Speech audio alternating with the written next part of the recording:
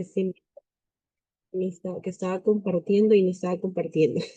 Ok, ante todo, muy buenos días a todos los presentes. Estoy viendo acá una buena cantidad de participantes. Darles la cálida bienvenida por parte de la institución Secatesis, que nos proporciona estos talleres de forma libre para todos ustedes y tener un poco de conocimiento acerca, pues, ¿no? De todo este proceso de, en este caso, de la colocación de la sonda, cuál es la importancia de la administración de alimentación de pronto por la sonda nasogástrica, qué otros procedimientos se pueden desarrollar con esta técnica, asimismo también con la sonda vesical, que lo utilizamos de diferentes maneras, pero principalmente para lo que es la eliminación de la orina, ¿no? Hay muchos pacientes que tienen la dificultad, en este caso, de la eliminación, ¿no? Ya sea por alguna patología, alguna situación de salud que lamentablemente pues, implica, ¿no? La dificultad de eliminar, ¿no?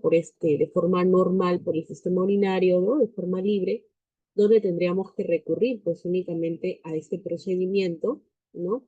Y ahora, cabe recalcar que durante este procedimiento que tenemos aquí, pues, la sonda, es importante recalcar que como tal el procedimiento es invasivo, ¿ya? Ahora, ¿a qué me refiero con un procedimiento invasivo? Lo voy a ir colocando aquí para muchos aquellos que todavía no entendemos un poquito acerca de esto. Pues lo voy a colocar aquí. Esto es importante recalcarlo. Vamos a ponerlo aquí. Esto es un procedimiento invasivo. ¿Qué significa invasivo? Que ingrese, ¿no? En este caso, a un organismo. Ingresa a un organismo. ¿Ok? Entonces, ¿por qué la sonda nasogástrica y tanto la sonda vesical es un procedimiento invasivo? Porque nosotros vamos a tener que ingresar el dispositivo como tal, el equipo, ya sea el tubito de plástico que vamos a ingresar por la vía nasal o ya sea el otro equipo que vamos a ingresar por la zona ya sea uretral, ¿no? Tanto de la mujer o también en este caso del varón. En ambos casos, para ambos cumple la misma función, ¿no? Ya sea en la sonda nasogástrica para lo que es la alimentación, por ahí también podríamos brindarle medicamentos, claro, diluidos. De pronto también podríamos hacerle un procedimiento de lavado gástrico en caso que un paciente se haya hecho una intoxicación o un consumo masivo, ¿no? De algún producto o de algún insumo, ¿no? Que le pueda haber creado una situación de salud un poco compleja, ¿no? Típico de pacientes que de pronto quieren agredir contra su vida y se consumen una cantidad excesiva de medicamentos, o puede ser el caso que casualmente consumimos algo y que nos haya ocasionado pues una intoxicación masiva y podemos recurrir a estos procedimientos, ¿no? Entonces vamos a empezar únicamente hoy día a trabajar estos dos, pero vamos a partirlo en dos periodos. Vamos a iniciar con lo que es la sonda nasogástrica y ya por último vamos a ir avanzando con lo que sería el procedimiento de sonda vesical. ¿Muy bien? Entonces, para recalcar nuevamente para todos ustedes, tenemos que el procedimiento de la sonda es un procedimiento invasivo. ¿Qué significaba invasivo? Porque es un dispositivo o un equipo que va a ingresar dentro del organismo del paciente. Entonces, una ecografía como tal, ¿sería un procedimiento invasivo? No. ¿Por qué? Porque una ecografía es un procedimiento no invasivo, no ingresa dentro del paciente, únicamente se hace el procedimiento de forma externa, ¿no? Y evidentemente con eso podemos complementar también como tal el procedimiento, pues para poder ver imágenes, etcétera, sin la necesidad de ingresar dentro de nuestro paciente, ¿no? Entonces, por ahí para entenderlo un poquito más. Muy bien, entonces vamos a limpiar esta partecita y vamos a avanzar. Ok, entonces, ¿qué tenemos ahora como concepto de lo que significará sonda para nosotros? Sonda nasogástrica como tal es un procedimiento que va a consistir, ¿no? En introducir una sonda al paciente, ¿no? Tenemos aquí diferentes tipos de dispositivos que nosotros utilizamos para la administración de medicamentos, ya sea para la alimentación, ¿no?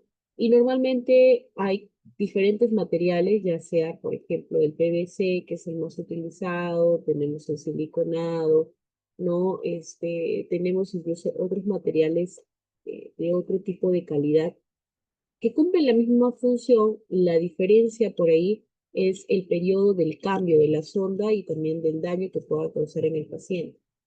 Entonces, ese equipito que nosotros vamos a tener, pues tenemos que introducirlo ligeramente por la nariz, ya sea en el caso que sea nasogástrica, puede también ser orogástrica en el caso de niños, ¿no? Que se tiene el caso mayormente en los recién nacidos que tienen alguna situación de un estomaguito quizás no tan desarrollado o alguna complicación de la alimentación y se les puede colocar una sonda por vía orogástrica, que es más que todo por boquita, ¿no? Ahora, dentro de la técnica tenemos que vamos a utilizarlo para entregar alimentos, medicinas, ¿no? Tanto un paciente cuando no son capaces de poder consumir o en este caso poder tragar, ¿no? Típico de pacientes adultos mayores con alteración ya de la deglución, ¿no? Que les dificulta poder ingresar los alimentos, ¿no? En este caso de forma rápida, de forma directa, o de pronto tienen dificultad en la masticación y también asimismo para poder hacer ingresar los alimentos, ¿no? Podemos tener también pacientes inconscientes, ¿no? Donde lamentablemente, pues, por su estado de salud les dificulta bastante el consumo de estos alimentos de forma autónoma y tendrían, pues, que recurrir para poder alimentarnos bajo una sonda. Y bueno, tenemos adicional a ellos que estos normalmente son cortos, se utilizan para todo tipo de procedimientos. También a eso se suma un procedimiento de aspiración, ¿no? ¿Qué pasa si un paciente de pronto ingresó un alimento o se intoxicó con una cantidad excesiva de medicamentos? Podemos utilizarlo para poder aspirar y poder hacer también un lavado gástrico, ¿eh? Entonces tenemos varias maneras de darle uso también al sondaje, pero principalmente el cuidado enfocado más que todo es en la alimentación, ¿ya? Eso es importante recalcar. Entonces, dentro de los usos, acá tenemos que mayormente pueden ser para lavados gástricos, ¿no? No son comunes en la práctica prehospitalaria. ¿Por qué? Porque los lavados gástricos mayormente lo utilizamos en emergencias, ¿no? El paciente es ingresado de pronto en una situación de salud complicada, ¿no? Y que merita pues que nosotros le intervengamos bajo un procedimiento como son los lavados gástricos, ¿no? Luego, establecer una vía artificial para la administración de fármacos, ¿no? Que es otro punto muy importante. Acá vamos a nosotros a ingresar, ¿no? Una cantidad de medicamentos, ya que el paciente no puede administrarse por vía oral directamente, ¿no? Pasando la pastilla de pronto. Y nosotros aquí tendríamos que molerlo y pasarlo pues de forma ya un poco líquida, ¿no? Parte del medicamento. Evitar también la acumulación de líquidos, fluidos o gases gastrointestinales. Esto mayormente está enfocado en pacientes que puedan haber sido operados. No hay pacientes operados del estómago, de un proceso complicado, ¿no? Donde a veces tienden a la acumulación, pues, de este tipo de secreciones posterior a un procedimiento quirúrgico. Y para evitar la acumulación excesiva o fluidos, como tenemos, o gases dentro de la cavidad gástrica, lo que hacemos es, en este caso, colocarle la sonda y el efecto contrario no sería pues ingreso, sino la salida, ¿no? Todo el efecto contrario. Y como vemos aquí, puede ser en el caso de pacientes, ¿no? Que tienen una hemorragia a nivel alto o bajo, ¿no? Porque va a depender mucho de la intensidad del sangrado que pueda emitir el paciente posterior, pues, a un procedimiento quirúrgico que tiende siempre a drenar ciertas áreas como parte del proceso de reestructuración del tejido, ¿no? De la mucosa, ¿no? Y es importante que esos líquidos sean eliminados de forma exteriorizada. Ok. En esta imagen lo que podemos visualizar de pronto es un paciente, ¿no? Que ya cuenta con todo el equipo, ¿no? Del sondaje, como podemos ver, miren, aquí está parte de la dieta. Hay alimentos que se les puede administrar bajo que vienen mayormente en cantidades de 1 litro, 500 mililitros, mayormente el Smolite, que es un tipo de dieta que se le da como una leche especial preparada, que únicamente ya está bajo la indicación médica para poder administrarla al paciente. Ojo que esto es una alimentación, ¿no?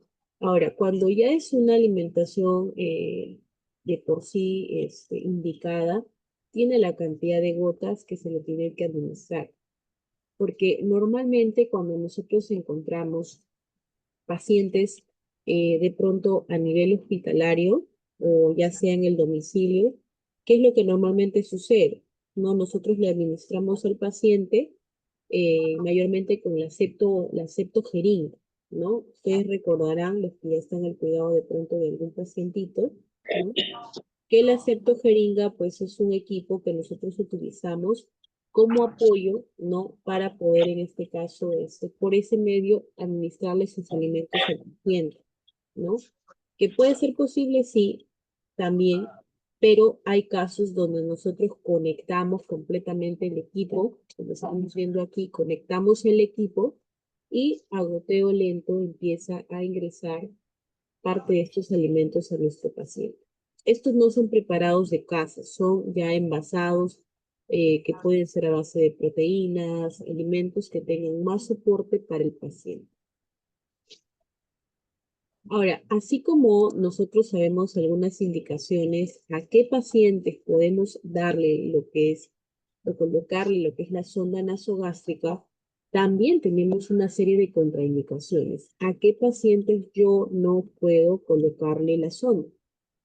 Principalmente si tengo pacientes inconscientes, no es que no se pueda, pero bajo un procedimiento es muy importante recalcar que en pacientes inconscientes el procedimiento tiene que ser asistido. O sea, ¿qué significa? Que yo sola de pronto no voy a poder realizar el procedimiento porque uno, el paciente no me va a colaborar en lo absoluto y otro porque el paciente puede tener otra reacción sin la visibilidad de que realmente está ingresando a cavidad gástrica.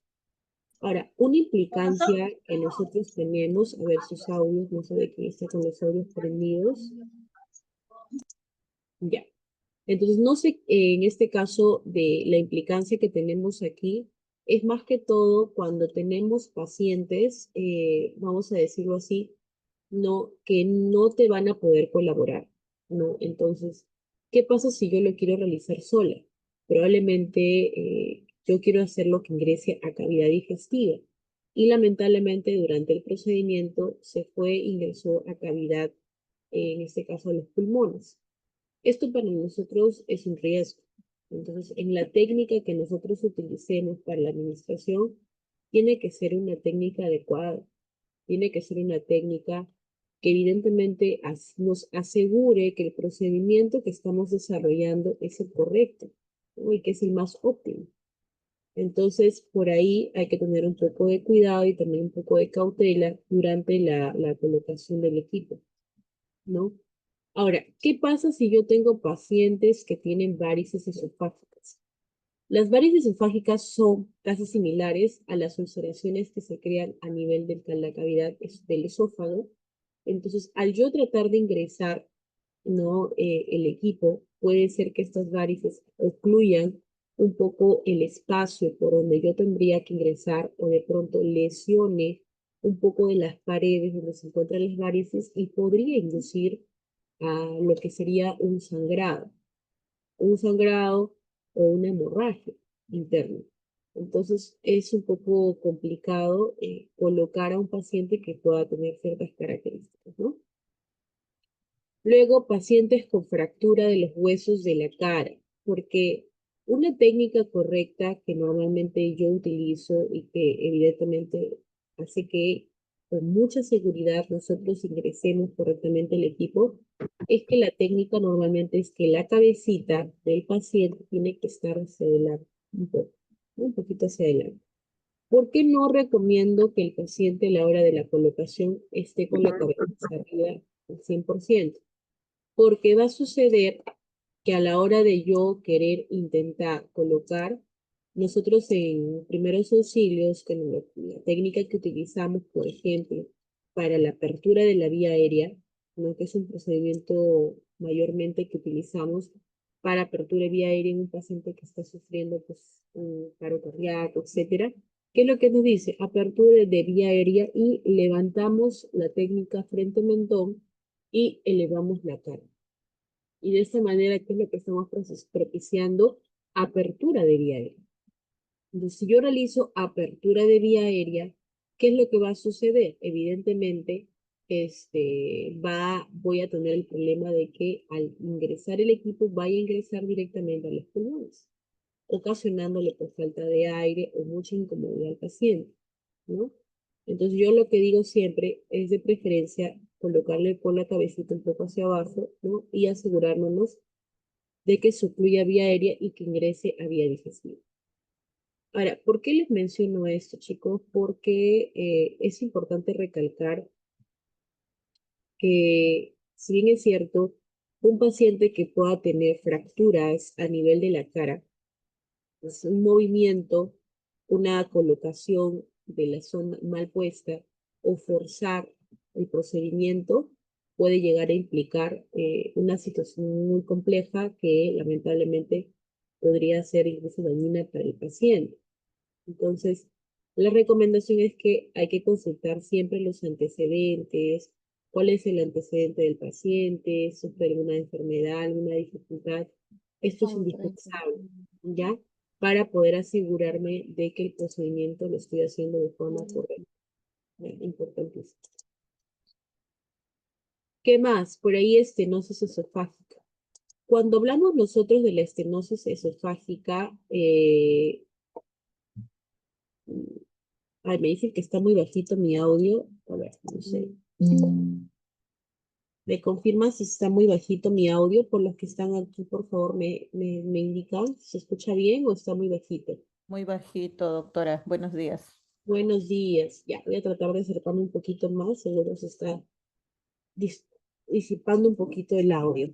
Ok, ahora sí, me voy a acercar un poco más. Entonces, otro tipo de antes, e importante de recomendación antes de la colocación también es verificar si el paciente tiene un antecedente de estenosis esofágica. ¿Qué será la estenosis esofágica? Es, por ejemplo, tengo un paciente que tiene un estrechamiento a nivel del esófago, entonces en vez de la cavidad que sea de este grosor, por ahí esta disminución lo que va en este caso a dificultar es el ingreso correcto del equipo, ¿no? Entonces, al dificultar el ingreso correcto del equipo, ¿no? Lo que va a suceder es que no ingrese, sienta una dificultad, una resistencia a la hora de la colocación y correctamente esto me vaya a implicar, ¿no? Una situación de riesgo para el propio paciente. Ahora, con esto cabe recalcar, y lo menciono bastante, es que tengamos mucho cuidado a la hora de colocar al paciente. A veces nosotros decimos, ya estamos ingresando, pero forzamos y empujamos y tratamos de ingresar a la fuerza y a veces no estamos utilizando la técnica correcta. Y al final lo que estamos causando es un daño en el paciente. Entonces, hay que tener un poco de cuidado, un poco de cautela también en esa parte. ¿Ok? Luego, pacientes con trauma cervical, lesión cervical. Por eso les decía, la movilización de la cabeza es muy importante tener cuidado. Quemaduras por cáusticos o ácidos. Bueno, ¿qué pasaría si una persona al intentar agredir contra su vida consume alguno de estos compuestos? ¿Sería recomendable realizar un lavado gástrico? No, porque estos mismos productos como tal, al ser ingeridos ya daña o destruye parte de la cavidad. Y si nosotros ingresamos nuevamente el equipo, podemos agravar mucho más la situación del paciente, entonces no sería lo recomendable. Ya, un poco de cuidado también por esa parte. Muy bien. Vamos ahora con una parte importante que es los cálculos de la longitud de la sonda, ¿no? Eh, Hay técnicas importantes que sí ustedes tienen que saber para poder realizar un procedimiento correcto, ¿no? Uno es saber un poco de de la anatomía, ¿no? De nuestro cuerpo y hacer la correcta medición para medir, ¿no? La cantidad de la sonda que va a ingresar el paciente. Ahora, para eso nosotros tenemos tres puntos anatómicos. Acá lo voy a subrayar. Vamos a ponerlo por ese lado. Entonces, ¿cuál es el primer punto donde nosotros trazamos, ¿no? El inicio de la medición? Tenemos la región de la nariz o ángulo de la nariz, que es mayormente esta parte de acá o este angulito, ¿no? Iniciamos desde esta sección del ángulo de la nariz y jalamos la sonda hasta el lóbulo de la oreja, ¿no? De esta manera hasta el lóbulo de la oreja, ¿no? En este caso este lóbulo. Y hasta este nivel vamos a hacer el primer punto. Nariz 1, lóbulo de la oreja, segundo punto. Desde aquí, nosotros vamos a trazar desde el lóbulo de la oreja hasta la apófisis sifoides, que son los tres puntos anatómicos para que nosotros podamos colocar correctamente la sonda. ¿Por qué será importante a mí hacer la medición? Acá lo voy a subir al lóbulo de la oreja y de ahí hasta el apéndice sifoides, o en su defecto, la boca del estómago, que lo conocen muchos, o la región del epigastro, ya en términos un poquito ya médicos. Es importante hacer la correcta medición porque todos los pacientes que vamos a tener no tienen la misma altura en la región torácica, ¿no? Hay pacientes que la región torácica son mucho más cortas, hay pacientes que tienen la región torácica completa muy larga, entonces la cantidad de la medida no va a ser igual en todos. ¿Y esto por qué lo recalco? Porque, ¿qué pasa si yo no hago una correcta medición a la hora de administrar? Puedo tener el error que lamentablemente no ingrese la cantidad indicada, la cantidad que debería ingresar en nuestro paciente, cometiendo el error de que los alimentos no lleguen hasta el estómago, ¿no? Y por ahí es que es importante hacer la medición. Ya de pronto, más adelantito, les voy a explicar en relación un poco al procedimiento de la técnica de comprobación. Uno es la medida en la longitud de la sonda con los tres puntos anatómicos, que eran nariz, lóbulo de la oreja y de aquí hasta la parte del apéndice sifoides, epigastrio o boca del estómago. Y posteriormente vamos a ver también si la comprobación nos va a ayudar a nosotros a hacer una técnica correcta. Todos estos procedimientos que estamos nosotros utilizando son muy fiables, porque si nosotros no realizamos este procedimiento del paso a paso, ¿cómo nosotros saber de que realmente le estamos colocando bien a nuestro paciente? Entonces es un indicio muy importante, ¿ok? Igualmente acá vamos a ver otra imagen donde podemos corroborar, ¿no? Lo que es los tres puntos anatómicos para muchos de ustedes lo tengan mucho más práctico. Entonces iniciamos desde la nariz hasta lo que es el lóbulo de la oreja y del lóbulo de la oreja hasta la región de la apófisis sifoides, también conocido como la boca del estómago o también la región del epígrafe. ¿Sí? Esa medición que yo estoy realizando como punto de inicio desde la nariz, lóbulo y apófisis, me permite a mí hacer una correcta medición. Entonces yo, por ejemplo, termino en este punto, voy a colocarlo acá, termino en este punto y realizo un trazo, ¿no? Con un plumón negro o con una cinta de esparadrapo, ¿no? Por un tema de medidas también de bioseguridad, le voy a colocar un pedacito hasta la medida que yo he tomado. Perfecto. Entonces, una vez que yo he hecho la medición correspondiente, lo marco, ¿no? Una vez que ya la tengo marcadito, significa que hasta esta parte es donde yo voy a ingresar todo el equipo, ¿no? Una vez que ya está medido. Claro, algo importante también es que para realizar, eso sí me olvidaba y eso lo voy a recalcar, para todos estos procedimientos, voy a anotarlo así, este procedimiento tiene que ser con guantes quirúrgicos. No puede ser así nomás. Porque al ser un procedimiento invasivo, es un procedimiento con alto riesgo de qué? De infección, ¿no? Si nosotros no utilizamos la medida adecuada de seguridad, lavado de manos, calzado de guantes quirúrgicos, este paciente puede llegar a tener una infección porque nosotros ingresamos el equipo dentro del paciente. Y ojo que eso se va a quedar, se va a mantener dentro del paciente. Entonces, de ahí la importancia de que todos ustedes tengan en cuenta lo que es la medida de bioseguridad, ¿no? Y de esta manera poder asegurarnos todos que el procedimiento se está llevando a cabo de la mejor manera posible. Y también a minorizar el tiempo de propagación también de este conjunto de microorganismos que podrían, ¿no? Invadir también parte del equipo si no utilizamos la correcta bioseguridad. Muy bien. Ahora, vamos a ver otra parte importante, lo que justamente les decía. ¿Cómo yo puedo saber, cómo yo puedo estar segura o seguro de que el procedimiento que yo estoy desarrollando está siendo el correcto?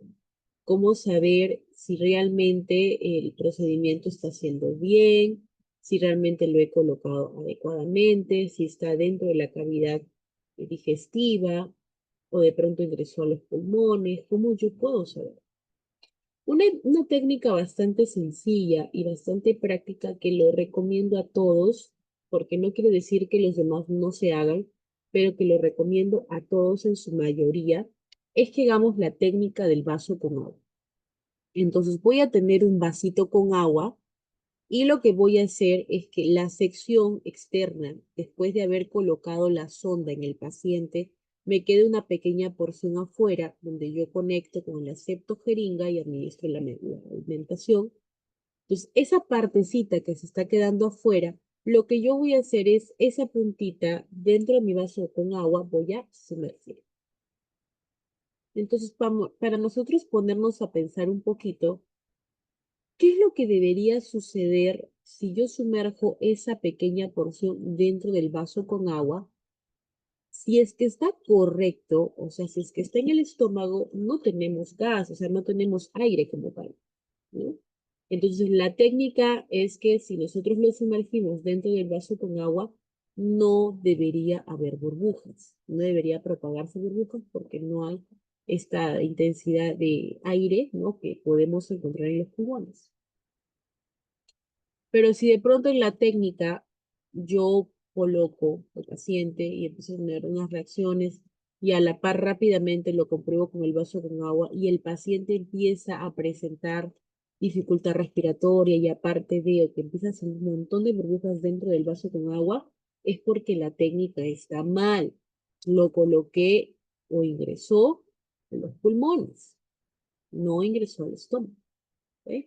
Entonces, es una técnica bastante fiable, bastante práctica, rápida para muchos de nosotros, donde nos va a ayudar de alguna manera a asegurarnos de que el procedimiento está bien, ¿no? Ahora, sumado a esto, tenemos otros dos procedimientos, que es uno de la aspiración del contenido gástrico. Si es que yo estoy en el estómago, con la seguridad puedo saber de que cuando yo con una jeringa igualmente lo conecto a la última porción de la sonda y llego a aspirar, en este caso con una jeringa, debería en este caso salir un contenido gástrico que normalmente tiende a tener una coloración medio amarillenta. Entonces, si eso está correcto, significa pues que evidentemente estamos bien.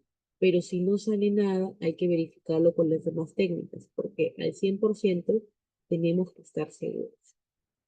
Y la tercera técnica es que yo voy a escuchar. Entonces voy a colocarme un estetoscopio, ¿no? Con la que escuchamos el corazoncito.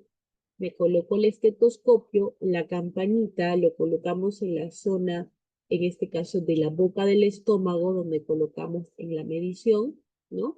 Y lo que voy a hacer con una jeringa es ingresar aire. Entonces voy a cargar un poco de aire y voy a ingresar. ¿Qué es lo que yo debería escuchar? Es estas pequeñas burbujitas que se están formando dentro del estómago o estos pequeños gorgojeos o borborismos que nosotros le denominamos cuando dentro de la cavidad se llega a escuchar como globitos que se están reventando al ingreso de un poco de aire, ¿no? Que sería como el efecto contrario del vaso con agua, pero internamente yo debería escuchar si ingreso aire dentro del estómago esos pequeños borboritos. ¿Ya? Entonces, Esos tres pasos, esas tres técnicas de comprobación que nosotros tenemos, nos da pues la seguridad de que realmente nuestro paciente está teniendo, ¿no? La adecuada colocación, nos evita cualquier situación complicada de que no esté correcto y que de pronto el paciente pueda llegar a meritarse alguna complicación. Entonces, es indispensable que nosotros tengamos la técnica de comprobación bastante rápida. Vaso con agua, que es lo más rápido y accesible que podríamos tener si es que no contamos con los demás materiales. Muy bien. Ahora, en la fijación, ya esto es mucho más práctica. Lo más importante es que la zona donde vamos a asegurar que es la naricita principalmente y la zona distal a la región del lóbulo de la oreja tiene que estar limpia. Entonces yo lo que recomiendo es que siempre con un poco de gasita, ¿no? Limpiemos toda la zona y sequemos donde vamos a fijar, en este caso, la zona. De esta manera nos asegura de que el paciente esté en buenas posiciones, que esté cómodo, que esté seguro, que el paciente no se vaya a retirar la sonda, que nos facilite también a la vez la buena limpieza, porque si eso se está cambiando, limpiando cada cierto tiempo, evitamos la propagación de bacterias que podrían estar queriendo adherirse también a la sonda. Y cabe recalcar, si ya nosotros lo encontramos adherido a la sonda en la parte externa, no es cuestión de minutos que esto pueda asegurarnos de que el ingreso también se esté dando en la parte interna del paciente. Entonces, ¿es importante fijarlo? Sí, porque muchos pacientes en estado inconsciente, ¿qué es lo que hacen? En este caso se quieren retirar la sonda. Y en su mayoría pasa eso, chicos, se quieren retirar la sonda y se complican y se hacen un trauma, ¿no? Lamentablemente, al estar jalándose, al estar ahí manipulándose los pacientitos, se crean un daño porque se lo retiran y tenemos que volver a colocarlo. Entonces, es importante que tener un poco de las precauciones también en fijarlo correctamente con una buena cinta de esparadrapo. Tenemos técnicas como, por ejemplo, el vendaje mariposa, que es el cruzado, ¿no? Donde colocamos por debajo y cruzamos las cintas. Otro que es la de hilo grueso, que es donde nosotros damos un pequeño nidito con la cinta adhesiva y de esta manera también lo unimos en la parte superior, ¿no? Y otro, pues, dependiendo el cuidador, puede llegar a optar la posición, la técnica que ustedes deseen. No, yo quiero colocarle con una cinta, le quiero colocar por este lado. Eso no hay problema, pero lo importante es que la técnica que vayas a utilizar sea la técnica más segura, ¿no? ¿Para qué? Para poder asegurarnos de la correcta colocación de la zona, ¿ya? Dentro de los materiales que tenemos aquí, miren, ahí está el vaso con agua, tenemos la gasa, los guantes, ¿no? De ambos lados, la jeringa de 50, ¿no? Que es como la septojeringa, la riñonera, toalla o paño pequeño, la sonda de calibre, cinta adhesiva, equipo de drenaje, el estetoscopio, la bolsa roja, el lubricante hidrosoluble, ¿no? Que realmente aquí les coloco que se conoce como la lidocaína, que lo vamos a ver aquí abajito, y el tubo endotraqueal. Pero ese tubo endotraqueal ya mayormente está relacionado a los pacientes que son inconscientes. Por eso yo les decía, sí se les puede colocar, pero únicamente con asistencia y ya sería en una situación de emergencia, ya donde podemos colocarle un equipo de mayor dificultad. Y bueno, aquí estamos visualizando parte de los materiales. Esta es la famosa septojeringa en lo que yo les decía, en la que mayormente lo utilizamos. Esta es la septojeringa. Esto es el estetoscopio, ¿no? Acá tenemos lo que es la sonda propiamente dicha, dependiendo el material y la talla. Así mismo acá también está. Esta es la lidocaína, que es el lubricante en gel, ¿no? Que utilizamos para disminuir un poco el dolor al ingreso de la sonda o lubricar como tal para que resbale y sea mucho más fácil. Y acá está, por ejemplo, una muestra del vasito con agua, el esparadrapo, ¿no? Y ahí está los diversos materiales que se utilizan. Vamos a borrar entonces.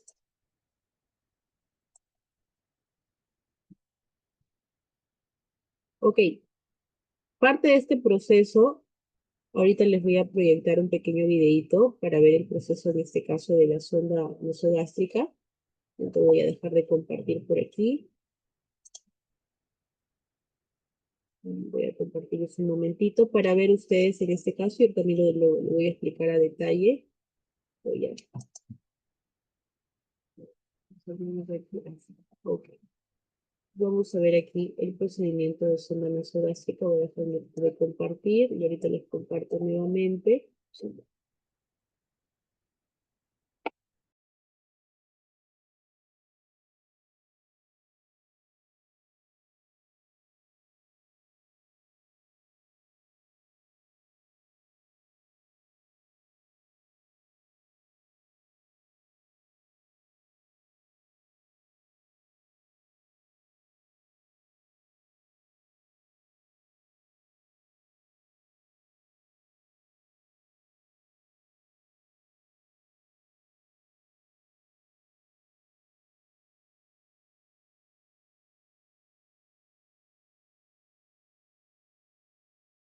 Ok, entonces antes de ver el video, chicos, es importante recalcarles un poco acerca de este procedimiento. Como vemos aquí, lo más importante, que ya también lo vamos a repasar nuevamente con el video, es que es importante, indispensable, conocer un poco de la historia del paciente, ¿no? Informar al paciente del procedimiento, si está consciente, ¿no? Organizar parte del equipo también, lavarse las manos, colocarse los guantes, que es parte del procedimiento de la bioseguridad, como les decía, al ser un procedimiento invasivo que nosotros ingresamos con el equipo, puede haber un riesgo de que el paciente desarrolle algún tipo de infección. Antes de la colocación, verificar que todos los materiales, todo el equipo, así como la colaboración del paciente sea coordinada. Es importante retirar, si es que nuestro paciente contaría con prótesis dentaria, limpiarle los conductos, la boquita, medir la sonda correctamente, como ya hemos visto, nariz, lóbulo de la oreja y sonda del hipogastrio, ¿no? Preferir la vía nasal que la oral, ¿no? Porque puede generar alguna obstrucción, que mayormente esta vía la utilizamos para los pacientes en el caso de que son pequeños, ¿no? Lubricamos la sonda con agua, un lubricante hidrosoluble, que en este caso sería la lidocaína, que estamos viendo, ¿no? La lidocaína es un material muy importante para la colocación. A ver, un momentito, por favor.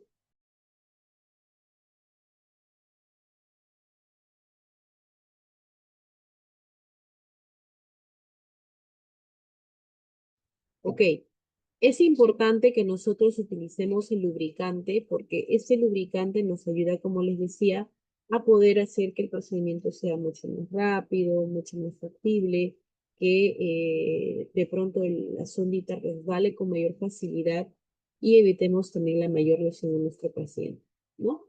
Como estamos viendo aquí, lo ideal es que se debe lubricar, ¿no? La mucosa nasal seleccionada los primeros 5 centímetros distales de la sonda del inicio y de ahí ingresar, ¿no? Vamos a ver que sí o sí tiene que pasar por todo el trayecto del piso y no hace el puente de la nariz. Por eso, recomendación, y lo vuelvo a recalcar, lo ideal es que nosotros mantengamos la cabeza del paciente un poco hacia adelante, de esta manera, no hacia atrás. Y la posición siempre es que esté sentado o semi-sentado el paciente, ¿ya? No echado al 100% porque no se podría desarrollar el procedimiento. Entonces, semi-sentado o sentado es la técnica correcta y con la cabeza ligeramente hacia adelante para asegurarnos de fluir vía aérea y asegurarnos de que ingrese a la vía digestiva. Después tenemos, una vez de haber hecho la medición, de introducir la sonda, esperamos que una pausa, porque el paciente siente un poco la molestia, la incomodidad posterior a la colocación del equipo y evidentemente pues esa molestia hace que al tratar de querer ingresar rápidamente los alimentos va a sentir una sensación un poco extraña. Entonces, se le da la pausa al paciente para que de pronto se reincorpore y culminamos con el procedimiento después, ¿no? Y si el paciente colabora, ya se le indica, ¿no? Que realice movimientos de visión, que empiece a tragar, ¿no? Para que rápidamente pase el equipo, ¿no? Y como vemos ahí, vamos a introducir solamente hasta la parte marcada de la sonda. Yo marqué hasta esa sección, nada más ingresa. Verificamos con las técnicas de comprobación si realmente ingresó en el estómago, ya sea vaso con agua, de la auscultación o inclusive de la aspiración del jugo gástrico. Luego limpiar y secar la piel de la nariz, fijar la sonda, si está indicado conectar la sonda al sistema de recolección o drenaje. Esto será en caso de pacientes postoperatorios, ¿no? Que únicamente se le coloca para eliminar, en este caso, la acumulación de líquidos que puedan estar acumulando después de la cirugía, ¿no? Retirar el material, lavarse las manos, registrar correctamente el procedimiento. Y es importante, si yo no compruebo la técnica correcta, no he verificado si está de forma adecuada, por ahí pueda tener algunas dificultades. Entonces, ¿qué dice acá? Si el paciente representa algún signo de dificultad respiratoria por obstrucción de la vía aérea, se debe retirar la sonda inmediatamente. ¿Eh? Entonces, sí o sí tenemos que estar alertas, tenemos que estar en el cuidado, verificando de que todo esté de forma ok, ¿no? Y evitar de esta manera alguna situación de complicaciones. Muy bien, chicos. Y acá estamos viendo un poquito más de la imagen también de cómo sería, ¿ven? Un paciente que ya está con su sondita, ¿no? Y cómo se hace el procedimiento, en este caso, de la aspiración o administración de medicamentos psicodélicos. Ok.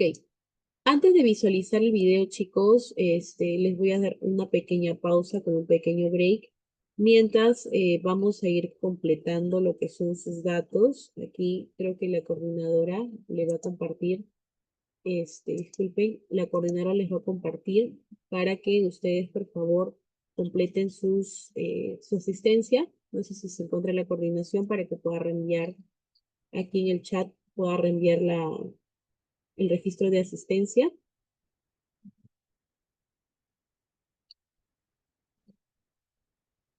Sí, ahí está. Entonces, aquí en la parte del chat, por favor, que les ha compartido, todos ingresen, registren su asistencia del taller y aquí en breve vamos a continuar en lo que les damos unos minutitos de break, 5 minutitos y volvemos nuevamente. ¿Ok? Vamos completando su asistencia entonces. Siempre le damos un pequeño respiro para de ahí a continuar con el siguiente, que es el videíto, y continuar con lo que es la sonda vesical.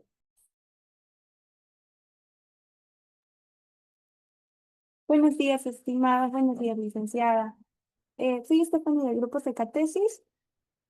Comentarles que aquellos que deseen obtener su certificado de participación del taller, el costo es el certificado virtual más la grabación del curso más el PPT es 30 soles y el certificado físico incluye también lo que es la grabación y el PPT de la clase, está costando 45 soles.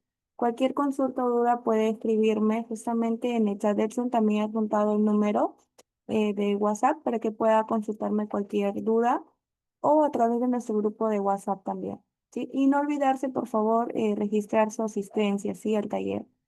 Gracias.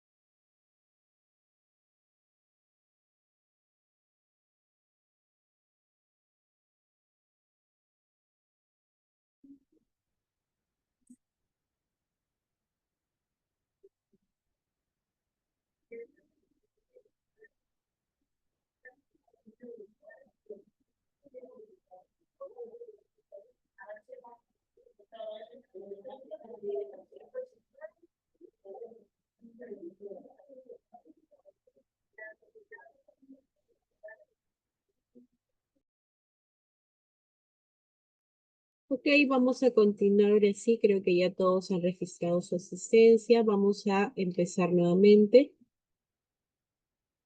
Sí, para todos aquellos que tienen preguntitas, me los pueden ir haciendo por el chat y ya poco a poco voy a tratar de ir respondiendo todas sus dudas e inquietudes. Ok, igualmente voy a tener un pequeño espacio antes de terminar el taller para todos aquellos que tengan algunas consultas, preguntas, que con mucho gusto se les pueda, en este caso, responder.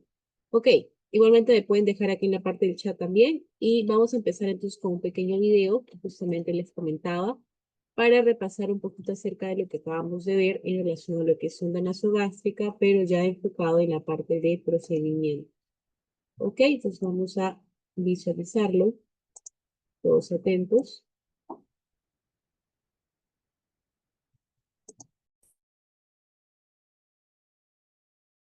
Gástrico es el procedimiento mediante el cual se introduce una sonda a través de la nariz hasta el estómago con objetivos terapéuticos o diagnósticos.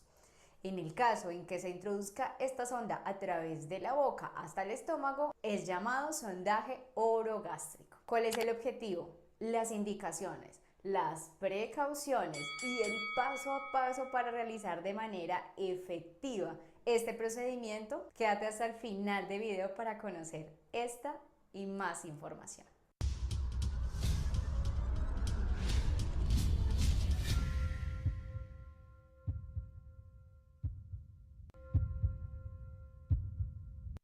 Permitir una vía de acceso directo y o drenaje a la cavidad gástrica. Administrar alimento o medicamentos a pacientes que por su condición clínica o patológica no tienen la capacidad de succionar o deglutir. Realizar lavados gástricos en caso de que el paciente lo requiera. Aliviar la distensión gástrica, tomar muestras de contenido gástrico con fines diagnósticos y prevención de la broncoaspiración en pacientes con alteración del estado de conciencia o con intubación orotraqueal. De acuerdo a la permanencia de la sonda, tenemos la sonda Levin, que se utiliza para drenajes gástricos, lavados gástricos y o administración de medicamentos. La duración de esta sonda es de 8 a 15 días. Si el paciente requiere de nutrición enteral, deberá utilizarse sonda siliconizada o FlexiFlow. Por otra parte, tenemos la sonda FlexiFlow con o sin punta de tungsteno. Se utiliza para la administración de nutrición enteral y medicamentos y medición de residuos gástricos. La duración de esta sonda es de 3 a 4 meses y si el paciente requiere acceso gástrico o enteral por más tiempo, debe considerarse la gastrostomía. En casos de fractura de base de cráneo, de huesos de la cara o entaponamiento nasal, está contraindicado el paso a través de la nariz. En esos tres casos puntualmente se debe realizar sondaje orogástrico. Para lubricar la sonda no debemos usar lubricantes liposolubles, deben ser de tipo hidrosolubles. Si durante el paso el paciente presenta tos, cianosis o dificultad respiratoria, retira de inmediato la sonda. Es seguro que estamos en vía respiratoria. Nunca realices maniobras bruscas ni obligues el paso de la sonda. Avanza siempre con suavidad a través de esta cavidad. Colocación en árbol traqueobronquial, broncoaspiración, lesión traumática en fosas nasales, faringe y esófago, rotura de varices esofágicas, sangrado, desgarro de la mucosa nasofaringea, perforación esofágica, neumonía por aspiración, hiperventilación por aumento de ansiedad en los pacientes conscientes, bradicardia por estimulación de los reflejos vagales y esofagitis por reflujo y o náuseas en exceso. Bandeja con la sonda Levin indicada, jeringa de 20 o 50 mililitros, micropore o esparadrapo, lubricante hidrosoluble, solución salina normal, agua estéril o lidocaína en gel, fonendoscopio, riñonera, gasas o toallas de papel, tijeras, caneca roja, bolsa roja, vaso con agua, marcador permanente y elementos de protección individual como bata, tapabocas y guantes limpios. Es crucial para iniciar este procedimiento que le expliques a tu paciente que no va a sentir dolor, pero sí un poco de incomodidad, además que necesitas de su colaboración. Explícale la acción de deglutir que vamos a ver más adelante y muéstrale la sonda para que la conozca. Este procedimiento no se debe realizar en posición supina, la cabeza siempre debe estar más alta, entonces sienta al paciente o sube la cabecera de la cama. Realiza lavado de manos, te voy a dejar por acá el link de nuestro protocolo paso a paso de la Organización Mundial de la Salud. Colócate los guantes desechables limpios para ejecutar este procedimiento y elige el calibre de la sonda. Recuerda que va a depender de la edad del paciente, del objetivo, de la permeabilidad de las fosas y obviamente también del tamaño. Recuerda que para pacientes pediátricos elegimos calibres entre 6 a 12 French y para adulto entre 14 a 18 French. En este caso, que para la demostración mi mamá nos está ayudando muy amablemente, yo voy a elegir una de menor calibre al indicado. Determinamos entonces ahora la longitud de la sonda que vamos a introducir para alcanzar el estómago. Entonces tenemos en cuenta medir la distancia de la punta de esa sonda desde la punta de la nariz hasta el lóbulo de la oreja, continuando hasta el extremo del apéndice o apófisis sifoide. Marcamos en la sonda la longitud que vamos a introducir, yo usé en este caso marcador permanente. Y ahora vamos a elegir la fosa nasal que tiene la permeabilidad indicada. Yo le solicité a mi paciente que inhalara y exhalara por cada una de ellas y finalmente elegí que la mejor opción era la fosa nasal derecha. Lubricamos la sonda dependiendo del protocolo institucional. En algunas instituciones se realiza con solución salina o con lidocaína en gel. Yo utilicé en este caso lidocaína en gel. Introducimos entonces la sonda hasta la faringe. Recuerda que si encuentras resistencia al paso de la sonda, debemos intentar de nuevo. En algunas ocasiones hay que cambiar de hecho de fosa nasal. Y en este punto te quiero explicar algo. Es común el error de que se introduzca la sonda de manera diagonal y no en arco. Si la introducimos de manera diagonal vamos a encontrar resistencia con la estructura ósea. Esto le va a causar al paciente dolor, ardor y mucha incomodidad. De hecho puede llegar a romper hasta vasitos sanguíneos y es posible un sangrado leve. Por esta razón, muy sencillo de prevenir, vamos a introducir de manera inicial en diagonal máximo 1,5 centímetros y una vez que esté dentro de la sonda 1 centímetro, 1,5 centímetros, vamos a generar de una vez este arco, tal como lo estamos viendo en el simulador. Esto va a hacer que ingrese de manera inmediata a la vía. Vamos a seguir introduciendo esta sonda y vamos a solicitar al paciente que degluta o coloquialmente le vamos a decir trague, trague, trague, trague. El paciente en el que se dificulte la acción de deglutir podemos brindar solo si está consciente y si no está contraindicado un vaso de agua y así se facilite el paso de la sonda. Si el paciente regurgita la sonda o presenta tos, es posible que la punta de la sonda se encuentre no en vía digestiva sino en vía aérea, así que devolvemos unos centímetros hasta que el paciente nuevamente se estabilice y retomamos nuevamente la vía indicada. Seguimos avanzando hasta la marca y una vez que esta marca llegue a la entrada de las fosas nasales vamos a verificar que efectivamente se encuentre la punta de esa sonda donde pretendíamos, en el estómago. Yo utilizo 2 de los 3 métodos que existen. El primero, ayudándome de una jeringa de 20 o 50 mililitros, voy a auscultar la zona del epigastrio, inyectando con esa jeringa 20 mililitros de aire. Si la posición de la sonda es correcta, que voy a escuchar un ruido de entrada de ese aire que estoy inyectando. Segunda forma en la que compruebo definitivamente que es certera es aspirar el contenido gástrico con esa jeringa. Si no obtengo, pues hay varias razones. Primero, que el paciente tenga en ese momento poca cantidad de ácido gástrico para aspirar. O la segunda es que no esté en el sitio indicado, entonces puedo introducir unos centímetros más la sonda y probar nuevamente en la aspiración. El tercer método que personalmente no uso es el de verificar que el extremo externo de la sonda nasogástrica en un recipiente con agua no permita la salida de aire, porque eso nos indicaría que está en vía respiratoria. Es poco probable que una sonda se haya introducido por toda la vía respiratoria y el paciente no presente signos y síntomas respiratorios. En este punto en el que ya verificamos que efectivamente está en el lugar indicado, vamos a fijar la sonda con el microporo en forma de ruana, de pantalón, para evitar que se desplace o que se salga. Debemos evitar que se fije esa sonda presionando el cartílago del ala o de la punta de la nariz porque se puede producir necrosis. Revisamos, limpiamos y rotamos permanentemente el sitio de fijación para evitar laceraciones en la piel del paciente. Y en este punto hacemos la conexión según el objetivo de ese sondaje. Puede ser un sistema de drenaje, a uno de administración de soluciones o simplemente dejamos conectado la jeringa si por ejemplo es una toma de muestra. Le enseñamos al paciente cuáles son los cuidados básicos que se deben tener con la sonda y a su familia si es pertinente.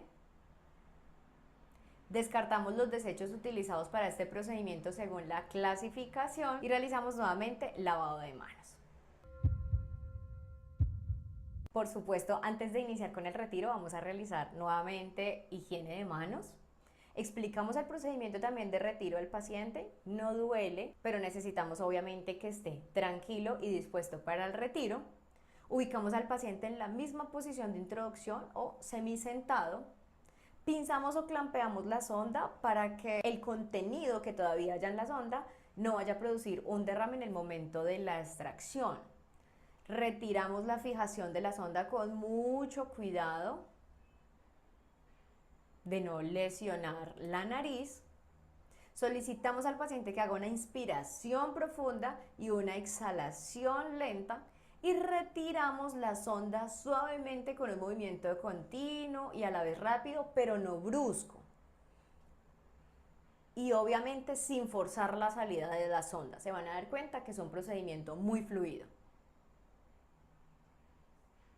Limpiamos si es necesario las fosas nasales de nuestro paciente. Disponemos los desechos en la caneca adecuada, hacemos higiene de manos y registramos todo el procedimiento en nuestras notas de enfermería. Muy bien, ¿vieron qué fácil, qué sencillo y qué práctico es este procedimiento? Muchas gracias por llegar hasta el final de este video. Espero te haya quedado todo muy claro. Y te quiero invitar a que nos sigas en todas nuestras redes sociales y apoyes todo nuestro contenido, temas de salud y protocolos de enfermería para que aprendas de manera fácil y sencilla. No te olvides que mi nombre es Estefanía Hernández, que esto es Vital Support y que aquí formamos para salvar vidas.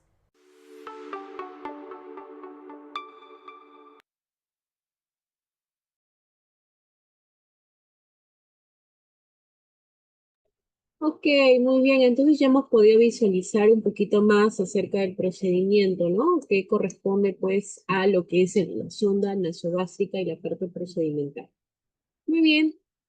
Una parte importante antes de responder algunas preguntitas que he estado visualizando aquí en el chat en relación a las complicaciones. Más que todas las complicaciones van a estar relacionadas a cuando nosotros desarrollamos el procedimiento sin realizar, uno, la técnica correcta de la medición y también la colocación, ¿no? Porque como les decía, ¿qué pasa si parte de la sonda, en vez de ingresar a lo que es cavidad digestiva, ingresa a lo que es en este caso los pulmones? Puede el paciente presentar tos, dificultad respiratoria, ¿no? Reflejos un poco complicados que sí para nosotros puede implicar una situación de riesgo.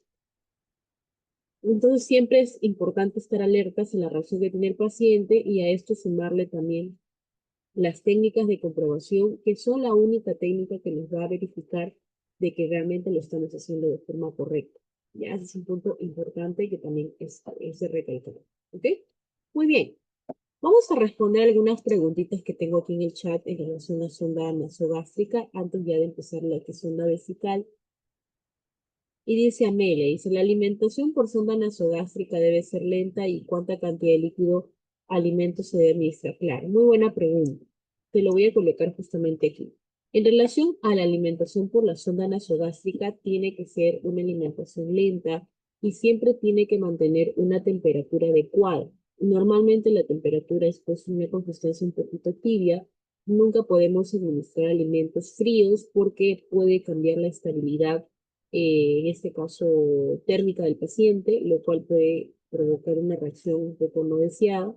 Entonces, lo ideal es que todos los contenidos que le vayamos a administrar sea agua tibia y tiene que ser lento.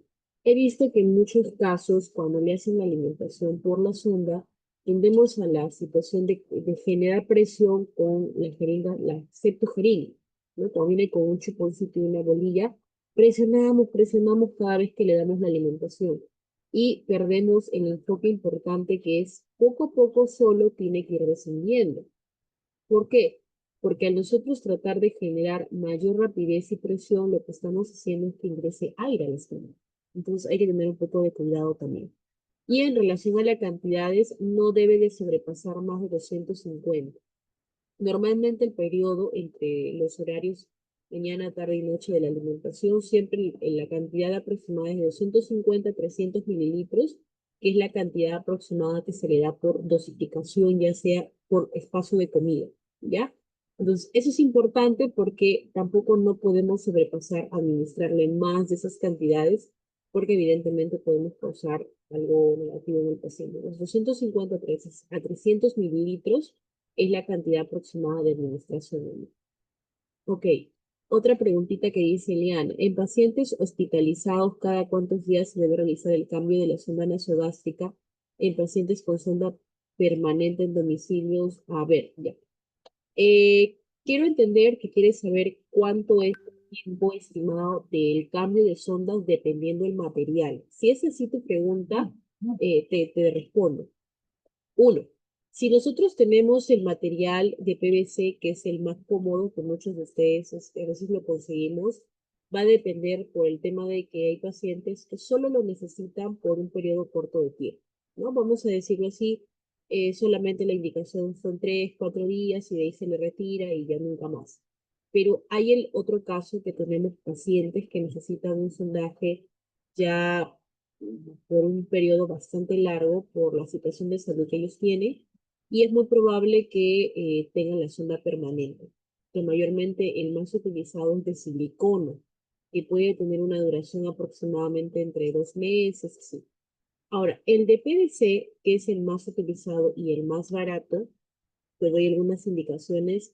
La situación es que es un material muy rígido, no tiene mucha afinidad con los jugos gástricos del paciente, por eso es que no llega a durar mucho tiempo, a lo máximo son entre 7 a 15 días, pero yo te sugiero más días de duración, no más de ese periodo, porque al tenerlo mayor tiempo también hay un alto riesgo de infección. Entonces, un promedio de entre 7 a 10 días, el de PVC, que es el más cómodo, y en el caso del siliconado, el tiempo de cambio es entre 2 meses a 2 meses y medio. Pero yo sugiero el periodo máximo entre mes y medio, 2 meses como máximo el siliconado y de ahí cambiarle a otro medio. Ese es mayormente el tiempo estimado que tenemos para realizar lo que son los cambios nacionales. Depende mucho del material y también del paciente, ¿no? Ok, ok, como ya no hay más preguntitas en relación a lo que es sonda nasogástrica, vámonos a sonda vesical, ¿ok? Ahora, para hacer una pequeña pausa, es importante tener en cuenta que hablar de sonda vesical está enfocado mucho en lo que es el sistema urinario, ¿no? Ya sea en la mujer y ya sea en el varón. ¿Por qué sistema urinario? Porque justamente nosotros tenemos nuestros órganos importantes, que son los riñones, que se encargan de producir o de formar la orina, que posteriormente son depositados en un órgano de forma de saco que se les conoce como la vejiga, ¿no? Que tenemos la vejiga, ¿no? Ahora, la vejiga también pertenece como parte del sistema urinario, ¿verdad? Ahora, vamos a ver que está compuesto por una fibra muscular, está situado en la pelvis y almacena la orina, que es la función ya de la vejiga. Entonces, Si la vejiga es el órgano donde nosotros vamos a almacenar la orina, justamente hasta esta sección es donde vamos a llegar con la sonda vesical. ¿Por qué? Porque aquí se deposita justamente toda la orina que previamente van a ser eliminadas por el canal uretral. En el caso de la mujer, vamos a ubicarlos en el piso pélvico y en el hombre se descansa cerca de la próstata, ¿no? Porque tenemos la próstata y alrededor tenemos, en este caso, disculpa, tenemos la vejiga, la uretra y alrededor tenemos lo que es la próstata, en el caso del varón, ¿no? En el caso de durante la excreción, se abre tanto el orificio de la uretra, como estamos viendo acá, que es justamente el trayecto final para la eliminación de la orina, que se sitúa debajo de la vejiga, ¿no? Y orina a través, y pasa a través de la uretra. Entonces vamos a ponerlo en esta manera, porque creo que acá tengo una imagen más abajito. Ya, esto vamos a avanzar. Entonces vamos a ponerlo aquí, ¿ya? Voy a rapidito, voy a colocarlo aquí para poder entender un poquito. Ok. Entonces, por ejemplo, acá nosotros tenemos la vejiga, ¿no? O sea, más o menos tiene una forma de un saquito de esta manera. Y acá tenemos un canal que se conoce como la uretra. Y ya esta es la parte final, porque por este conducto es por donde sale la orina, ¿no? Por acá sale la orina. Ya sea la mujer o el varón. Aquí, como es la vejiga, aquí se llega a almacenar toda la cantidad de orina, ¿no? Que previamente ya han sido formados, ¿no? En este caso por nuestros riñones. Por ejemplo, acá tenemos un riñoncito, acá tenemos otro riñoncito, y acá salen los canales, ¿no? Que se conocen como los uréteres, ¿no?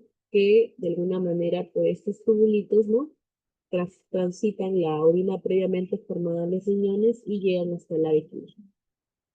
Ahora, este es en el caso de la mujer, ¿no? Ahora, en el caso del varón, ¿cuál es la diferencia? Es que en la parte justamente aquí, debajo de la vejiga y alrededor de la uretra, miren, se instala lo que nosotros tenemos, la próstata. Eso es importante, porque ya lo vamos a ver justamente en breve. Esto sería la próstata, ¿correcto? Entonces, cuando nosotros vamos a colocar parte ya de la sonda vesical en los pacientes, el trayecto que va a tener el sondaje, mayormente la sonda vesical, va a ser ingresar desde la parte externa hasta donde se encuentra la vejiga, ¿sí? Hasta este nivel. ¿Y por qué hasta este nivel? Porque justamente ahí se encuentra la orina, ¿no?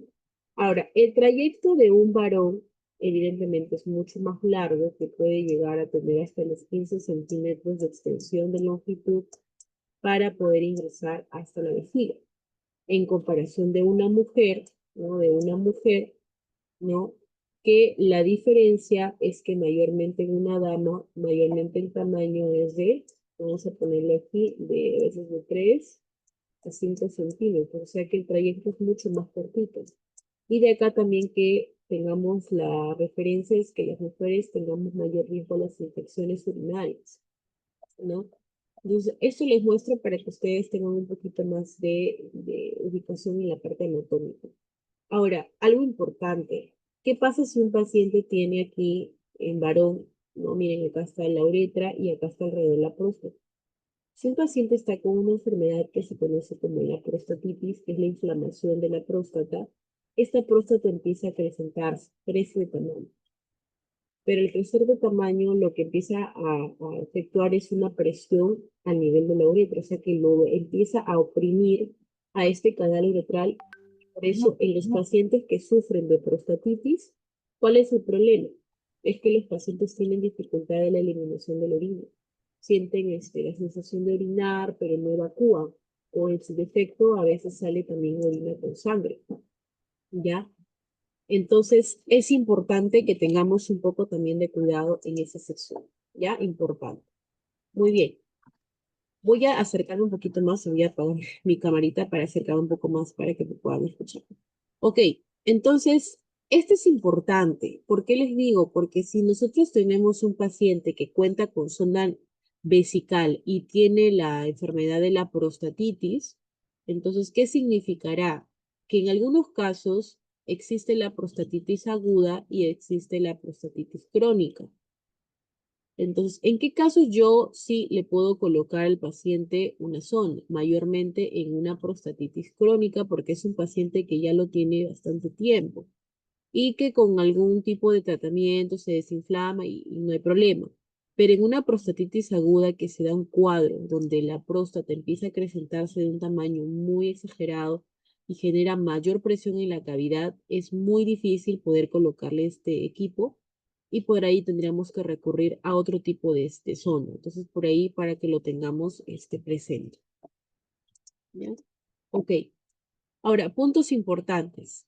¿Cuánto es la cantidad, en este caso, que supera la vejiga para recién dar la sensación de querer evacuar o orinar en un promedio de 250 a 300 mililitros de orina?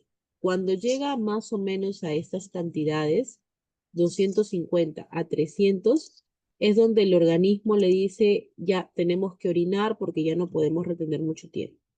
Ahora, en esa situación tenemos que tener en cuenta que existen algunos factores que van a impedir el vaciamiento y el cateterismo vesical.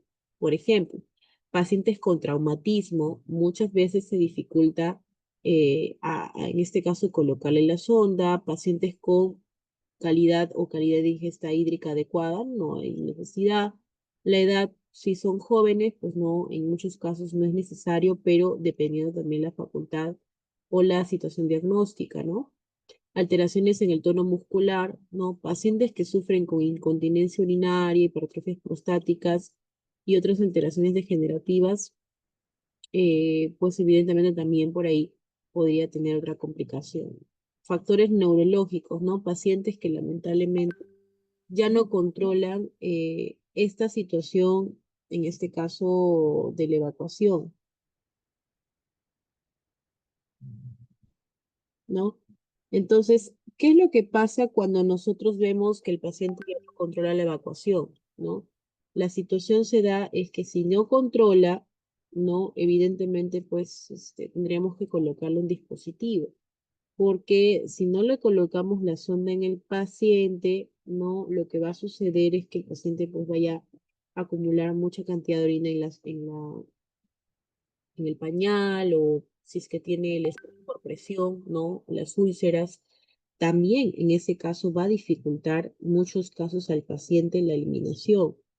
Entonces, que tengamos mucho cuidado también, mucha cautela para evitar alguna situación, en este caso del paciente, ¿no? Muy bien, vamos a avanzar entonces. Esta es una imagen donde nosotros podemos visualizar, ¿no? Cómo es el proceso de la colocación, en este caso de la sonda. Miren, que normalmente contamos con dos luces, uno para formar lo que es el globito vesical, para evitar que la sonda se salga del paciente, y la otra que es por donde nosotros le colocamos como tal y el paciente evacúa por ese trayecto, ¿no? Sí, estamos viendo. Voy a colocarlo aquí. Miren, esta es una luz para conectarlo con la bolsa colectora. Y esto de aquí mayormente es para ingresar airecito, disculpen, suerito para llenar el bolito. No hay un bolito especial que los voy a mostrar aquí. Los voy a mostrar acá. ¿Dónde lo tenía? Por acá. Ahí está. Esto de aquí. Justamente esta bolita de aquí se llena con suerito, que mayormente es de los 10 a 15 mililitros de suero, donde una vez que ya ingresamos al paciente, se llena esto por este conducto, ¿no? Del otro lumen, y nos permite que se infle este globito y evitar que el paciente se retire, ¿no? O se le salga en su defecto con mayor facilidad la zona, ¿no? Ahora, como tenemos aquí, ¿no? Tanto en el hombre como en la mujer, es importante ver la parte anatómica, ver dónde es la zona correcta de la ubicación de la sonda. Sí o sí tiene que ser por la parte uretral, ¿no? Como estamos identificando, y por ahí sí o sí tenemos que ir colocándolo el equipo. Ahora, aquí, a diferencia de la sonda nasogástrica, no es necesario hacer una medición, ¿no? ¿Por qué? Porque aquí la única técnica es saber anatomía, Si es varón, ingresamos entre 15 centímetros. Si es mujer, 5 centímetros a más tardar. ¿Para qué? Para asegurarnos de que realmente esté adentro. ¿Y cuál es el indicio importante? Es que cuando nosotros vamos colocando, vamos a observar que empieza a haber salida de orina por el conducto. Entonces ahí ya me aseguré que llegué a vejiga, ¿no? Contraindicaciones, si tengo pacientes con problemas anatómicos, ¿no? Donde me impide el ingreso correcto del equipo, por ahí pacientes con trauma uretral, pacientes con prostatitis aguda, lo que yo les decía, y el trauma pélvico que puede complicar si es que nosotros forzamos al tratar de ingresar el equipo, ¿no? Entonces, ¿cuál será la importancia del sondaje? ¿Cuál es la técnica básica? ¿Por qué tengo que colocar al paciente? ¿Por qué para mí es importante este tipo de equipo? Y justamente acá está, ¿no? Uno, para poder vaciar la vejiga en pacientes que tienen la dificultad de la evacuación, ¿no? Comprobación si existe anuria, ¿no? Puede ser que el paciente esté reteniendo líquido, no esté evacuando, lo vemos hinchado, o podemos encontrar algún problema renal, etcétera. Entonces, si hay ausencia de orina y el paciente está consumiendo, ¿qué es lo que está sucediendo, no? Entonces, por ahí nos ayuda también a poder hacer un mejor control. Y evitar el contacto de la orina también con heridas o piel no intacta, ¿no? Esto mayormente se relaciona con los pacientes que tienen alguna lesión por presión, úlceras, ¿no? O lesiones o heridas, ¿no? Zonas cercanas a donde le evacúa y por ahí tengamos alguna situación bastante complicada o de riesgo, ¿verdad? Entonces, importante.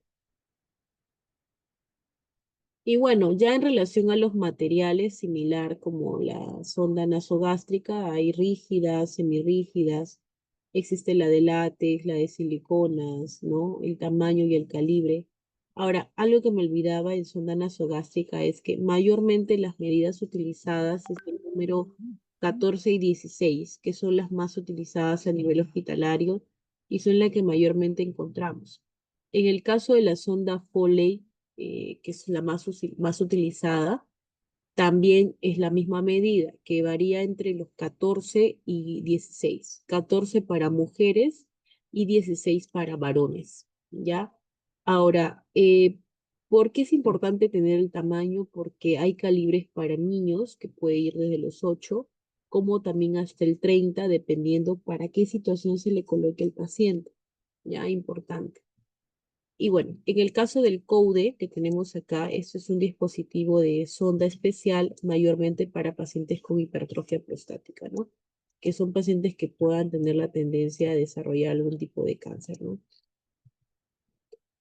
Ya en los materiales, casi similar a lo que hemos encontrado en el paciente con sonda nasogástrica, pero a eso se le suma lo que es el equipo de sonda, ¿no? Del calibre adecuado, ya sea mujer o varón, el suero fisiológico para el llenado, lo que es la limpieza, la higiene de los genitales, y aparte también a ello le sumamos para el llenado del bolito, ¿no? Que hacemos para que no se retire la sonda, contar con un sistema de bolsa recolectora, porque ahí es donde se va a almacenar toda la orina que el paciente está evacuando, una cierta cantidad de gasas, porque con eso pues vamos a poder hacer la buena limpieza y la buena higiene. Cabe recalcar que a pesar de que el paciente cuente con unas sondas Foley, es importante que el paciente tenga una buena higiene y una buena limpieza.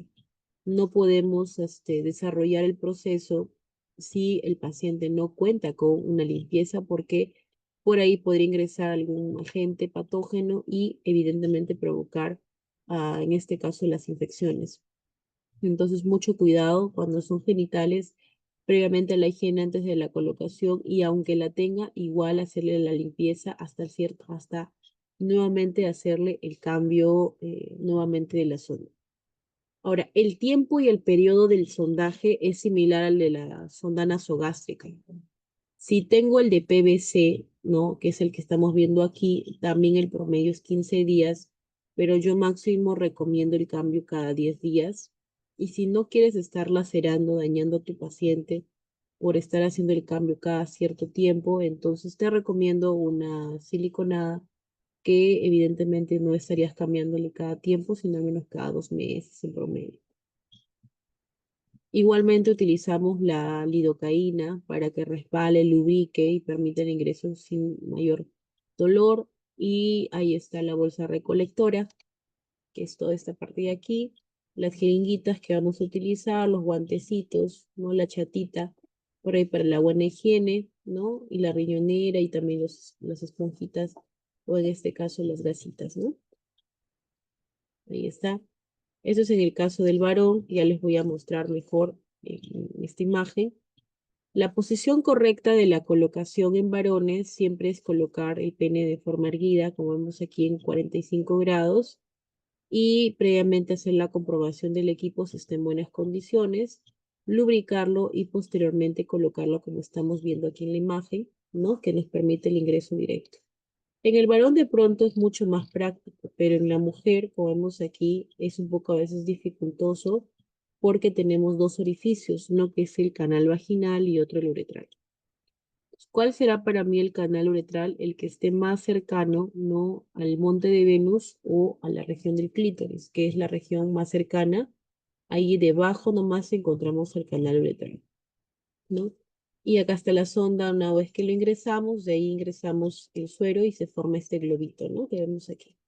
Y lo más importante, antes de la colocación, sí o sí la buena higiene, ¿no? Que eso es parte ya del procedimiento.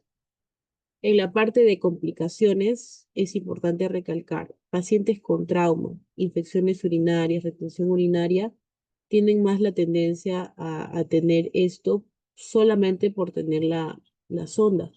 Entonces, para evitar la gravedad de esta situación, es que estemos al cuidado, revisando y en este caso haciendo una buena higiene, que es lo ideal. Entonces vamos a ver un pequeño video ya en relación final para lo que es el procedimiento de la sonda vesical. Me den un ratito. Ahorita les voy a compartir. Ok. Pasamos. Ahorita les comparto en relación a lo que es sonda vesical.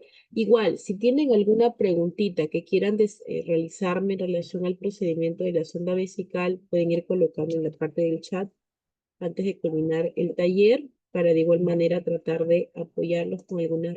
El sondaje. Muy bien. Voy a compartir entonces.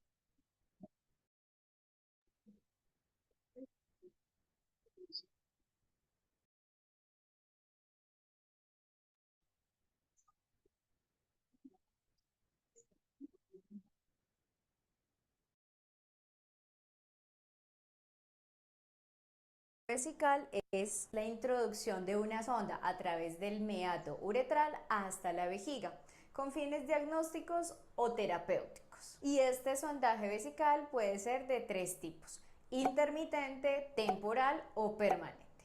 Si quieres conocer cuáles son las precauciones, recomendaciones, indicaciones y el paso a paso para realizar este procedimiento de manera sencilla pero adecuada, quédate hasta el final de este video.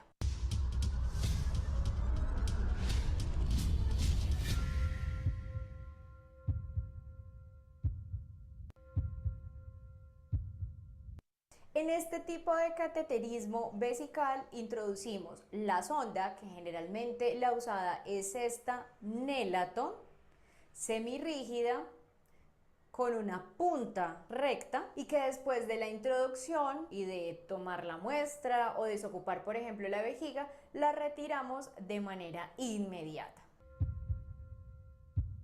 Realizamos la introducción de la sonda y se quedará allí el tiempo determinado o según la indicación médica. Introducimos la sonda y se quedará allí de manera permanente, por supuesto realizando los recambios que están indicados. En el sondaje temporal y en el permanente vamos a usar siempre sonda de tipo Foley, en la que el material, por supuesto, que es muy flexible para facilitar la permanencia en la cavidad. De este tipo de sonda también es fundamental entender que siempre va a tener 2 o 3 vías. Cuando tiene 2 vías, hay una que es utilizada para insuflar el balón que tiene en la punta y otra para evacuar.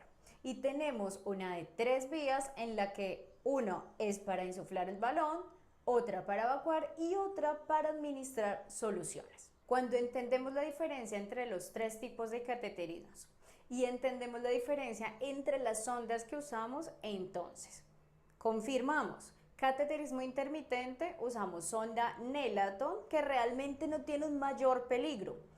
Para cateterismo temporal y permanente, en el que usamos sonda Foley, que si bien es una sonda más flexible y muy fácil de usar también, solo que debo tener siempre presente el hecho de que esta sonda Foley tiene un balón, porque sé que el cateterismo temporal y permanente lo debo fijar, lo debo dejar un tiempo allí, y para esto se ha construido esta sonda con un balón que nos ayuda a fijar para que no se vaya a salir, ¿verdad?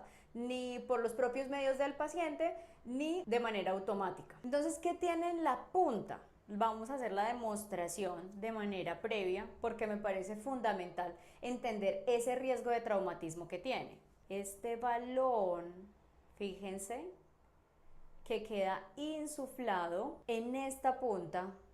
Si se me olvida que la sonda Foley lo tiene en todos los casos e intento retirarlo de manera forzada con este balón, que voy a generar sangrado y complicaciones en la uretra, para que lo tengamos muy en cuenta. ¿Y cada cuánto realizamos el recambio de esta sonda temporal o permanente? Pues si la sonda es como esta de látex, el recambio se debe realizar cada 15 días, o si es de silicona, cada 2 meses. Este parámetro que les estoy dando de cada 15 días o cada 2 meses debe confirmarse siempre con el protocolo de la institución donde ustedes están laborando. Y por supuesto, debe realizarse antes de esos 15 días o 2 meses según corresponda, si el sistema cerrado se ha expuesto, se ha abierto o se ha contaminado. Los objetivos del cateterismo vesical van a depender también del tipo o de la clasificación. El cateterismo vesical intermitente tiene como objetivo principal 1. Evacuar la vejiga, o 2. La toma de muestras de orina. Por otra parte, el cateterismo vesical temporal o permanente tiene más objetivos. Primero, el control de la diuresis. Y aquí te quiero recomendar este video que te voy a dejar por acá del control de líquidos administrados y eliminados del paciente, que es la actividad o procedimiento de enfermería a la cual se refiere este primer objetivo. Segundo, la cicatrización de las vías urinarias tras una cirugía. 3. La prevención de la tensión en heridas pélvicas y abdominales a causa de una distensión de vejiga, la proporción de una vía de drenaje o lavado continuo de la vejiga y el tratamiento de patologías propias a nivel renal. Revisa y verifica orden médica, prepara el equipo completo y trasládalo a la habitación del paciente. Valora el estado clínico del paciente, explica el procedimiento, realiza la higiene y el cuidado perineal según el protocolo institucional usando guantes limpios. Colócate los guantes estériles. Coloca el campo estéril y con una gasa humedecida con clorexidina o yodopovidona, esto va a depender del protocolo institucional donde estés realizando el procedimiento. Limpia el meato urinario con la mano dominante. Esta mano debe permanecer estéril, siguiendo la dirección pubis-ano y utilizando una gasa nueva para cada limpieza. Solicita a tu auxiliar o asistente que te presente la sonda y luego retira el empaque interno. Toma la sonda Foley y verifica la permeabilidad del balón insertando 10 mililitros de agua estéril. Si el paciente es un hombre, coloca el miembro genital retrayendo completamente el prepucio en un ángulo de 90 grados respecto al abdomen del paciente. Indíquele al personal auxiliar que aplique una gota de lidocaína jalea sobre el meato urinario y espera unos segundos. Luego introduce suavemente el cono aplicador en la uretra y aplica el tubo completo de lidocaína jalea. Aplica una suave tracción hacia afuera y hacia arriba para enderezar la uretra, siempre tomándolo de los laterales y no de la parte superior e inferior, ya que podemos favorecer el llenado de vasos sanguíneos y de esta manera producir erección. Toma la sonda en acordeón e introdúcela lentamente hasta la Y. Alienta al paciente a respirar profundamente a medida que se avanza la sonda. La respiración profunda ayuda a relajar el esfínter vesical. Si es una mujer, abre sus genitales con los dedos pulgares y medio de la mano no dominante Inspecciona los puntos anatómicos de referencia: clítoris, meato urinario e introito. Solicita al personal auxiliar que aplique una gota de lidocaína jalea sobre el dedo índice de la mano no dominante y aplica sobre el meato urinario. Espera unos segundos. Mientras tanto, toma la sonda en acordeón y lubrícala unos 10 centímetros a partir de la punta con lidocaína jalea aplicada en el dorso de la mano no dominante. Con la mano dominante, introduce con suavidad la sonda en el meato urinario hasta que drene la orina en el recipiente, manteniendo los labios mayores separados mientras está introduciendo la sonda con el fin de evitar la contaminación del meato urinario. Aliente a la paciente a respirar profundamente a medida que se realiza la inserción de la sonda. La respiración profunda ayuda a relajar el esfínter vesical. Cuando se observa la presencia de la orina, introduce la sonda 2 a 3 centímetros más y con ello aseguramos la ubicación de la punta de la sonda en la vejiga y posteriormente realizamos el inflado del balón en dicha cavidad y no en la uretra. Conectamos la sonda a la bolsa recolectora o cistoflo y retiramos el campo estéril. Insuflamos el balón de retención con la jeringa introduciendo agua estéril indicada según la referencia en el extremo distal de la sonda y en el empaque de la misma. Desliza suavemente la sonda hacia el exterior hasta notar una resistencia y manténgala en esta posición. Fija la sonda en la cara anterior del muslo, colocando una cinta adhesiva sobre la piel del paciente y otra sobre la sonda por encima de la primera. Comprueba que la amplitud de movimiento de la extremidad no tensa la sonda y alterne los lados para evitar laceraciones, formación de divertículos o fístulas en la uretra. Rotula la sonda en el extremo distal de la Y con la fecha en que fue colocada y en el cistoflo rotula con número de sonda, fecha en que fue colocada la sonda y el cistoflo, servicio y nombre de la persona que realizó el procedimiento. Deja al paciente en una posición cómoda. Explica los cuidados que se deben tener con el mantenimiento de esta sonda vesical. Deja el equipo en condiciones de orden y limpieza. Retírate los guantes. Realiza la higiene de manos según protocolo. Te recuerdo que tenemos un video que te voy a dejar por acá para que lo hagas de manera correcta. Realiza notas de enfermería especificando indicación, número de sonda utilizada, características de la orina, complicaciones en la SUBO y educación ofrecida. Y por último, registra en la hoja de tratamiento los insumos utilizados. Realiza lavado clínico de manos según el protocolo. Explica el procedimiento al paciente. Colócate los guantes limpios para el retiro si vas a usar este tipo de guantes. Recuerda que para la inserción, sí o sí, en el 100% de los casos, utilizarás guantes estériles. Realiza higiene y cuidado perineal. Conecta una jeringa en la válvula de la sonda y extrae el contenido del balón. No se puede olvidar que el balón se encuentra insuflado. Aspira y saca completamente el agua estéril para desinflarlo completamente. Solicita al paciente que respire lenta y profundamente. Retira con suavidad la sonda. Si es necesario, realiza higiene y cuidado del área perineal nuevamente. Deposita el contenido urinario del cistoflo en el sanitario. Desecha la sonda y el cistoflo en bolsa roja. El cistoflo siempre desocupado. Deja el equipo en condiciones de orden y limpieza. Retírate los guantes. Realiza lavado de manos. Realiza las notas de enfermería en la historia clínica, registrando la diuresis existente en la bolsa de drenaje, las características de la orina y las complicaciones si se presentan. Y por último, vigila las micciones posteriores al retiro de la sonda. En pacientes posoperatorios pueden aparecer disuria y polaquiuria. Ambas son normales y mejoran con el paso de horas. Y si no recuerdas qué es disuria y polaquiuria y este tipo de términos, te voy a recomendar a que vayas a ver esta lista de reproducción de nuestro curso Etimologías y Técnicas Médicas, donde vas a aprender mucho sobre terminología médica y científica. Muy bien, y así terminamos este video. Ya sabes que en el caso de que la inserción sea de una sonda Nelaton para cateterismo intermitente, lo único que va a variar es que después de la introducción y de la toma de la muestra o el drenaje de la orina, simplemente vamos a seguir los pasos de extracción, teniendo en cuenta que esta sonda no tiene un balón insuflado. Espero que te haya parecido muy sencillo de realizar y por supuesto muy fácil de entender. Te invito a que nos sigas en todas nuestras redes sociales y a que apoyes nuestro contenido en estas redes. Muchos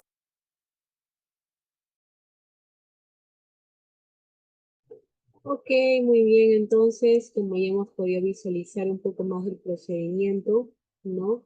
Es importante poner las pautas, tanto en las indicaciones el antes, durante y el después, ¿no? Más que todo, revisar, verificar, ¿no? Que la zona esté limpia, que el paciente pues, cumpla con los requisitos con ningún antecedente que pueda intervenir durante el procedimiento, hacer la forma correcta también en este caso de la comprobación del equipo, que esto lo que va a hacer es que evitemos lesionar también al paciente, ¿no? Y saber pues que si está en buenas condiciones, ¿no? Nos aseguramos de que durante el procedimiento que hacemos en la colocación no tengamos fallas y tampoco errores.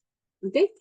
Bueno, estimados, no sé si tenemos alguna pregunta, por ahí solamente me mencioné necesario aclarar, pero sí, es importante que una vez después colocado la sonda, asegurarle con cintas al menos de esparadrapo para evitar que el paciente también se lo retire, porque en muchas situaciones se ha tenido que los pacientes por la situación incómoda que tienen del material o el equipo, se tienden a retirar provocándose mayor trauma justamente en la uretra. Entonces, por ahí es que tengamos mucha cautela y asegurarlo mucho mejor para que los pacientes no se lo vayan a hacer. ¿Ya? Importante. Ok, entonces no sé si tenemos alguna pregunta, alguna duda en relación ya al tema de sonda desde terminar el día de hoy. Ok, a todos los presentes, alguna duda, consulta, me lo pueden colocar en el chat o de pronto algo adicional que quieran consultar. Ok. Si no es así, entonces agradecerles a todos ustedes por su participación en este taller, que yo espero que haya sido de mucho provecho para todos ustedes. Y bueno, no sé si el área académica va a tener alguna comunicación, algún mensaje final antes de cerrar el Zoom de hoy, por favor. No sé si va a emitir algún comunicado. Ok, entonces por mi lado, agradecerles a todos ustedes y le dejo con la señorita del área académica. Adelante. Buenos días, licenciada, buenos días, estimados. Bueno, una vez más comentarles que aquellos que desean realizar la solicitud de su certificado del taller, comentarles que el certificado virtual está costando 30 soles, incluye la grabación de la clase y la PPT que se ha ido mostrando durante la clase. El certificado físico está a 45 soles, incluye también la grabación y el PPT. Cualquier consulta o duda, ahí estoy dejando mi número, la cual pueden consultarme o a través de nuestro grupo de WhatsApp. Muchas gracias.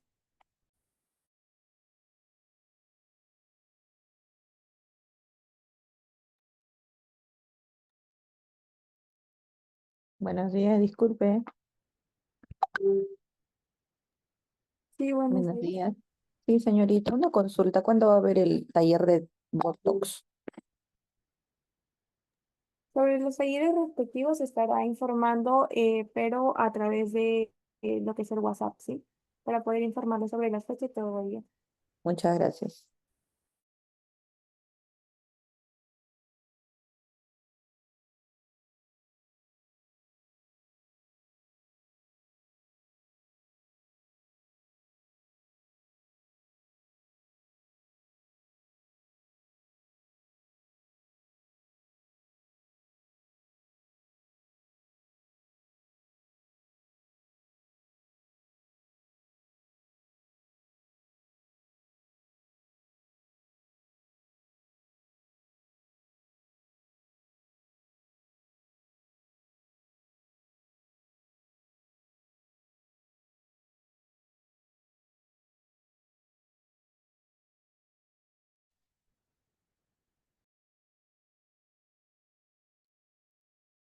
Hola, Sí, buenos días. señorita, una consulta. ¿A qué hora empezó la clase de esta del taller de sonda nasogástrica? Iniciamos a las 10 de la mañana, estimado. Es de 10 a 12. Ay,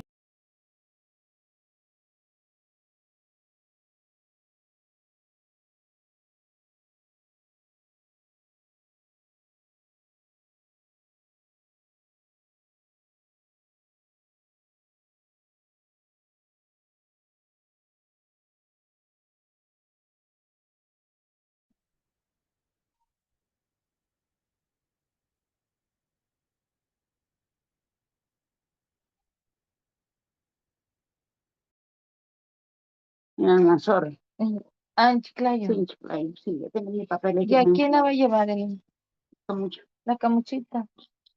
En el carro de Elvis. Y desde que la camioneta le